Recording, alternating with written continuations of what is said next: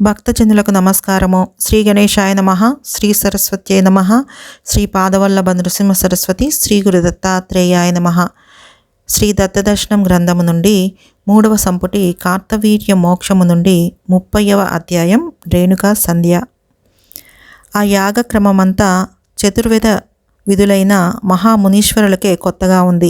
ఏ పూట కాపూట అప్పుడు నడపవలసిన కార్యక్రమ విధానాన్ని దత్తస్వామి స్వయంగా వివరిస్తాడు. వాళ్ళు చేస్తూ ఉంటారు. అవసరమైనప్పుడల్లా స్వామి అందిస్తూ ఉంటాడు. ఇలా జరుగుతోంది యజ్ఞం. ఆ యజ్ఞం పేరేమిటంటే రేణుకా యాగం అంటాడు స్వామి. ఏదో పరశురాముడి తల్లి పేరు పెట్టాడు లెమ్మని కొన్నాళ్ళు ఊరుకున్నారు మునులు. కానీ ఆ యాగం జరుగుతున్న రోజుల్లో దత్తస్వామి కదిలితే మెదిలితే రేణుకా అని, ఏకవీర అని, జగన్మాత అని ఏదో దేవినామస్మరణ చేస్తూ ఉండేవాడు. తరచూ రేణుకా నామాన్ని ఉచ్చరించేవాడు. అది విని రాను రాను మునుల మనస్సుల్లో సందేహం బయలుదేరింది. ఈ రేణుక అన్నది కేవలం ఒక మానవ మాతృరాలి పేరే ఉండదు, అందులో ఇంకా ఏదో నిగూఢతత్వం ఇమిడి ఉంటుంది అని. యజమాని అయిన పరశురాముడికి ఈ సందేహము ఇదివరకే వచ్చింది. మళ్ళీ తన ప్రతిజ్ఞ వగేరాల్లో పడి మర్చిపోయాడు. ఇప్పుడు మళ్ళీ ఆ సందేహం ఉవ్వెత్తున లేచింది. కానీ తానిప్పుడు మౌన నియమానికి బద్ధుడు కనుక చేసేది లేక మనస్సులోనే స్వామిని ప్రార్థిస్తూ ఉండిపోయాడు. మహర్షులు మాత్రం ఒకనాడు విశ్రాంతి సమయంలో స్వామి ఉల్లాసంగా ఉండటం చూసి, దేవా, రేణుక అంటావు, రేణుకా యాగం అంటావు, ఎవరా రేణుక, ఆమె తత్వం ఏమిటి, వివరంగా చెప్పు అని ప్రార్థించారు.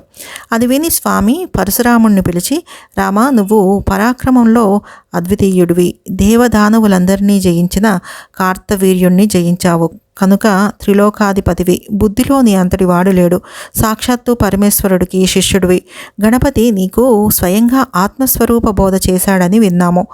ఇంతటి మహనీయుడివి కనుక నీ తల్లి రేణుకాదేవి తత్వమేమిటో, ఆవిడ నిజరూపమేమిటో నీకు బాగా తెలిసి ఉంటుంది. నీకు కాకపోతే ఇంకెవరికి తెలుస్తుంది? కనుక ఆ తత్వాన్ని నాకు వినిపించు. పర్వాలేదు, నేను అనుమతిస్తున్నాను, మౌనం విడిచి మాట్లాడు అని అన్నాడు. అప్పుడు పరశురాముడు, దేవా, రేణుకాదేవి నా కన్న తల్లి అనుకున్నానే కానీ ఆవిడ కడుపున పుట్టి కూడా అంతకన్నా అధికంగా ఏమీ తెలుసుకోలేకపోయాను. మొదటిసారిగా నీ దర్శనం అయ్యేదాకా అసలు ఆ అనుమానమే కలగలేదు. నువ్వే చెప్పి నాకు ఆనందం కలిగించు అన్నాడు. స్వామి నవ్వి ఇలా అన్నాడు, అయితే విను, చెప్తున్నాను.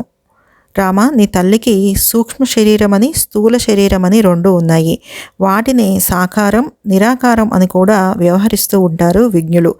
ఈ కొండలు, నదులు, అరణ్యాలు, తీర్థాలు, గోళాలు, లోకాలు, చతుర్దశ భువనాలు ఎన్నెన్నో చెప్తాము. చరాచరమైన జగత్రయం అంతా కూడా నీ తల్లి ఆ రేణుకా మాతకు, ఆ ఏకవీర మాతకు, ఆ పరాత్పరకు స్థూల శరీరం. ఇక పరబ్రహ్మమే ఆమె సూక్ష్మ శరీరం. రామ, జాగ్రత్తగా విను. ఆ రేణుకాదేవి జగన్మాత. ఆమెయే దేవకార్యార్థమై నీ తల్లిగా మళ్ళీ రేణుకా అనే పేరుతోనే అవతరించింది. తన పని తీరాక స్వస్థలానికి వెళ్ళిపోయింది. అందుచేతనే ఆ జగన్మాత వచ్చి విశ్రమించిన ఆ ఆమలకి తరు ప్రాంతం పరమ పవిత్రమైన క్షేత్రం. అదే రేణుకాలయం. ఆమె స్నానం చేసిన ఈ సరస్సు పేరు మాతృతీర్థం. అదే రేణుకా తీర్థం. దీన్ని నీవు బాణపు దెబ్బతో సహ్యాద్రిని భేదించి సర్వతీర్థమయంగా కల్పించావు. నీ తల్లి స్నానం చేయటం వల్ల ఇది పవిత్రమైన మాతృతీర్థం అయ్యింది. రామ, నీ పని తీరినాక ఆ ఆమలకి వృక్షం క్రిందే విశ్రమించమని నీ తల్లి కూడా చెప్పింది, గుర్తుంది కదా? స్వామి ఇలా చెప్తూ ఉండగానే అమృతామలకం కింద రేణుకాదేవి సాక్షాత్కరించింది. అప్పుడు దత్తాత్రేయ స్వామి మహోత్సాహంతో మునులందరినీ ప్రోత్సహిస్తూ ఆవిడ దగ్గరికి వెళ్ళి ఆ దేవిని అతిలోకోత్తరంగా అర్చించసాగాడు. స్వామి భక్త్యావేశాన్ని చూసి మహామహర్షులే ఆశ్చర్యపోయారు. ఆ అర్చనలో స్వామి చూపుతున్న మహత్వాన్ని చూసి వారు మరింత ఆశ్చర్యచకితులయ్యారు. పాల సముద్రం నుంచి పాలు, పెరుగు, సముద్రం నుంచి పెరుగు, నేతి సముద్రం నుంచి నెయ్యి, కృష్ణమలక వృక్షం నుంచి తేనె, పంచదారలు గ్రహించి స్వామి ఆ తల్లికి పంచామృతాభిషేకం చేశాడు. ఆ తర్వాత సర్వతీర్థ దేవతల్ని ఆహ్వానించి ఆయా తీర్థ జలాలతో శుద్ధోదక అభిషేకం చేశాడు. ఆ తర్వాత ఉపచారాలు చేసి దివ్య నీరాజనాలు ఎత్తాడు. ఆ విధంగా లోకోత్తరమైన పూజ భక్త్యావేశంలో మునిగి మహర్షులంతా మైమర్చి ఉండగా ఉన్నట్టుండి స్వామి అంతర్ధానం అయిపోయాడు. అప్పుడు యజ్ఞ సదస్సులో చేరి ఉన్న దేవతలు, మునులు, విద్వాంసులు మొదలైన వారంతా ఆశ్చర్యచకితులై స్వామి ఏడి అంటూ తమ తమ తపశక్తులన్నీ ఉపయోగించి స్వామి కోసం ముల్లోకాలలోనూ వెతకసాగారు. అయినా స్వామి ఎక్కడా కనిపించలేదు. వారంతా ఒకరి ముఖాలొకరు చూసుకుంటూ ఇదేమిటా అని చర్చించుకోసాగారు. లేచినా, కూర్చున్నా, పడుకున్నా, మాట్లాడుతున్నా, మౌనంగా ఉన్నా, ఏం చేస్తున్నా, ఏ స్థితిలో ఉన్నా ఆయనకెప్పుడు రేణుకా ధ్యానమే, మరో ప్రసక్తే లేదు. అందుచేత ఆయన ఆ రేణుకా తత్వంలో లీనమయ్యాడో ఏమో అన్నారు దేవతలు. రేణుకా తత్వం మనకేం తెలుసు? దత్తస్వామి హృదయం మాత్రం మనకేం తెలుసు? ఆ దేవి తన దివ్య తేజస్సుతో ఆయన్ని ఆచ్ఛాదించేసిందేమో, లేక స్వామి స్వయంగా రేణుక కోసం ఏ పాతాళాల ఆవలికో వెళ్ళాడేమో అన్నారు ఋషులు. ఎక్కడికో వెళ్ళాడనుకోవడం దేనికి? తను లేనప్పుడు మనం ఏం చేస్తామో చూడాలని ఇక్కడే అదృశ్యంగా ఉండి అంతా చూస్తున్నాడేమో అన్నారు సిద్ధులు. మనం ప్రశాంతంగా కూర్చోవడం మంచిది. ఆ దిగంబర స్త్రీని తీసుకొని మద్యం సేవిస్తూ స్వామి ఈ క్షణంలోనే మళ్ళీ ప్రత్యక్షం కావచ్చు. ఎవరు చెప్పగలరు అన్నారు విద్యాధరులు. అయ్యా, ఇంతెందుకు, మాయ ఆయనకు స్వాధీనంలో ఉంటుంది కనుక క్రీడగా అజ్ఞాన వాగులను తన మీదే ఆచ్ఛాదన చేసుకుని ఇక్కడే ఉండి ఉంటాడు మనలో ఒకడుగా అన్నారు చారణులు. ఇలా ఎవరి అంతఃపరిపాకానికి తగ్గట్టు వారు స్వామిని గురించి ప్రసంగిస్తూ ఉండగా చిరునవ్వు నవ్వుకుంటూ మళ్ళీ సాక్షాత్కరించాడు స్వామి. సభలో పెద్ద ఆనంద కలకలం బయలుదేరింది. ఉన్నవారంతా బిలబిలమంటూ స్వామి చుట్టూ మూగి నమస్కరించేవారు నమస్కరిస్తున్నారు. ఆనందంతో గంతులు వేసేవారు గంతులు వేస్తున్నారు. కూర్చుని ధ్యానించేవారు ధ్యానిస్తున్నారు. స్తుతి చేసేవారు స్తుతి చేస్తున్నారు. అప్రతిభులై గుట్లప్ప చెప్పి చూసేవారు చూస్తున్నారు. చివరికి అందరూ చేరి స్వామినిలా అడిగారు. అయ్యా, మంత్రద్రష్టలైన మహర్షులకు కూడా కనిపించకుండా వెళ్ళిపోయావే, మరి నువ్వెక్కడికి వెళ్ళావు? ఇలాంటి అసాధ్యమైన కార్యం చేయడానికి మరెవరికి సాధ్యం కాదు. ఇంత తపస్సు మరెవ్వడూ చేయలేడు. నీవు వెళ్ళిన చోటే కనుక్కోలేకపోయాము మేమంతా కలిసి కూడా. స్వామి, దయతో మాకు తత్వాన్ని చెప్పు. ఆ మాటలు విన్న స్వామి చిరునవ్వు నవ్వి, ఏమీ లేదయ్యా, ఈ యజ్ఞపు గోలలో పడి ఉండటం వల్ల సంధ్యావందనం కాలం సంగతి సరిగా చూసుకోలేదు. కాలాతిక్రమణం అవుతోందని గ్రహించి సకాలంలో సంధ్యావందన మహాయజ్ఞాన్ని ఆచరించడం కోసం అలా హఠాత్తుగా వెళ్ళవలసి వచ్చింది. సంధ్యాదేవి దగ్గరకు వెళ్ళి సంధ్యావందనం పూర్తి చేసుకుని వచ్చాను అన్నాడు. ఆ మాట వినేసరికి మరీ ఆశ్చర్యం అయ్యింది మహర్షులకు. సంధ్యావందనం తాము రోజు ముప్పూటలా చేస్తున్నదే, మరి ఇదేమిటి? ఈయన నేను సంధ్యాదేవి దగ్గరికి వెళ్ళి వచ్చానంటాడు, మరి తామంతా ఇక్కడ కూర్చుని సంధ్యావందనం చేస్తున్నాం కదా. ఈ సందేహాలు తీరక వారు మళ్ళీ స్వామిని అడిగారు. స్వామి, ఆ సంధి ఎవరు? దాని కాలం ఏమిటి? దాని కర్త ఎవరు? దాని తత్వం ఏమిటి? ఆ చోటు ఏమిటి? అక్కడికి పోయే మార్గం ఏమిటి?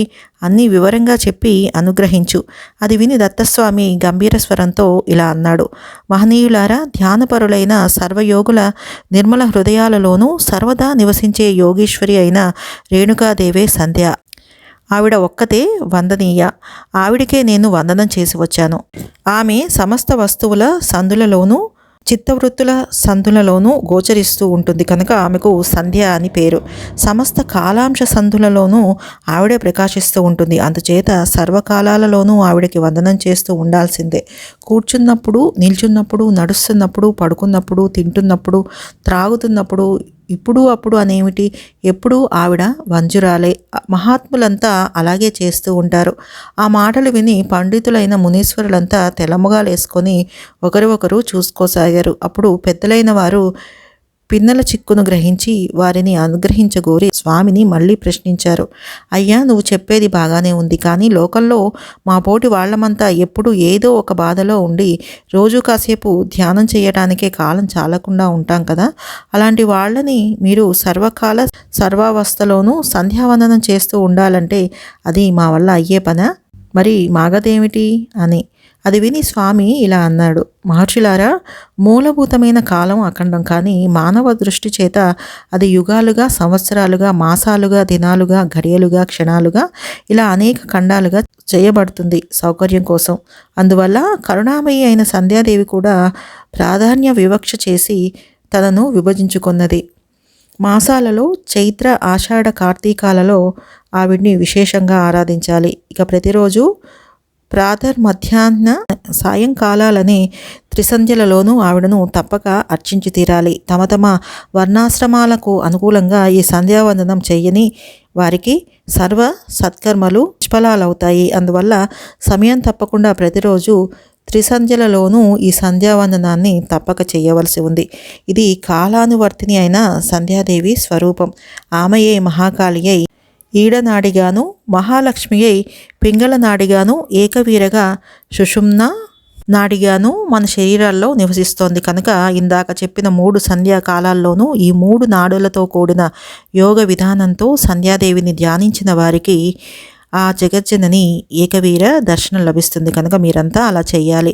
స్వామి ఆ విధంగా మునులకు దేవతలకు సంధ్య రేణుక తత్వబోధన చేసి ఇక మళ్ళీ యాగకాలం అయ్యిందని లేచి యజ్ఞ కార్యక్రమానికి ఉపక్రమించాడు.